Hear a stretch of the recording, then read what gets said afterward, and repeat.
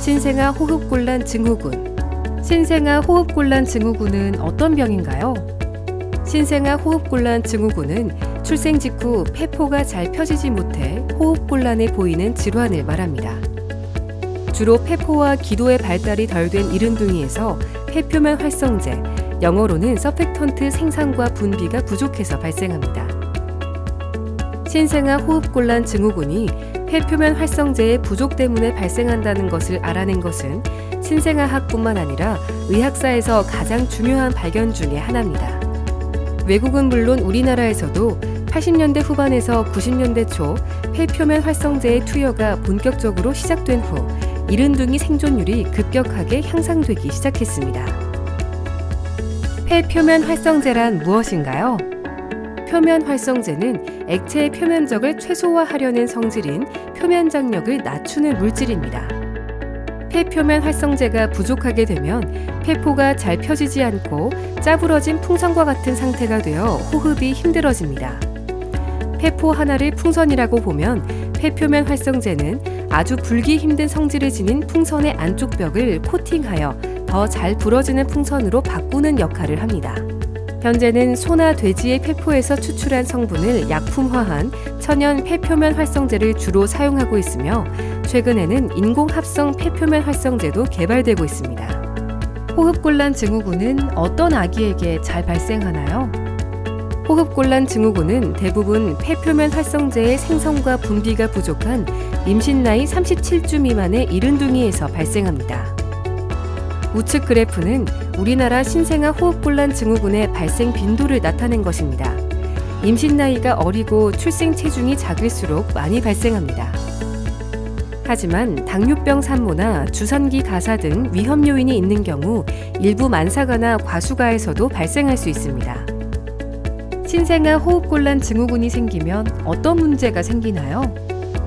출생 직후 신생아가 심각한 호흡곤란이 발생하고 적절한 치료를 받지 못하면 결국 온몸의 산소 공급이 부족해지고 이산화탄소가 차면서 혈액 공급에 장애가 오고 여러 장기가 손상을 받아 결국 사망에 이르게 됩니다.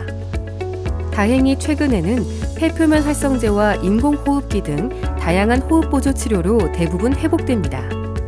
그렇지만 아직도 유전성 호흡곤란 증후군이나 폐 저형성증 같은 문제가 함께 있는 일부 이른둥이는 폐표면 활성제 보충에도 불구하고 회복되지 않아 사망에 이르는 경우도 있습니다. 신생아 호흡곤란 증후군을 예방할 수 있는 방법은 없나요?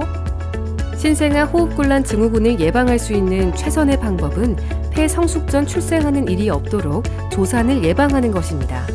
그러나 조산의 완전한 예방은 현재로서는 불가능합니다. 만약 조기 진통이나 양수가 터져 미수가 분만이 예상된다면 엄마에게 산전 스테로이드 주사를 투여하여 아기의 폐 성숙을 유도할 수 있습니다. 산모에 대한 산전 스테로이드 주사는 호흡곤란 증후군의 발생 빈도를 낮출 뿐 아니라 중증 뇌실 뇌출혈, 괴사성 장염 등도 감소시키는 것으로 알려져 있으며 궁극적으로는 미숙아의 생존율을 향상시킬 수 있는 매우 중요한 치료입니다. 신생아 호흡곤란 증후군은 어떻게 치료하나요? 우선 출생 직후부터 호흡곤란이 있는 신생아는 폐의 산소 공급과 이산화탄소 교환이 가능하도록 양압 환기를 포함한 호흡 보조 치료가 필요합니다. 비강 지속 양압 환기로 유지가 되지 않는다면 기관지 삽관 후 인공호흡기 치료를 하게 됩니다. 심한 호흡곤란 증후군이라고 판단되면 폐표면 활성제를 폐 안으로 직접 투여하는 치료를 합니다.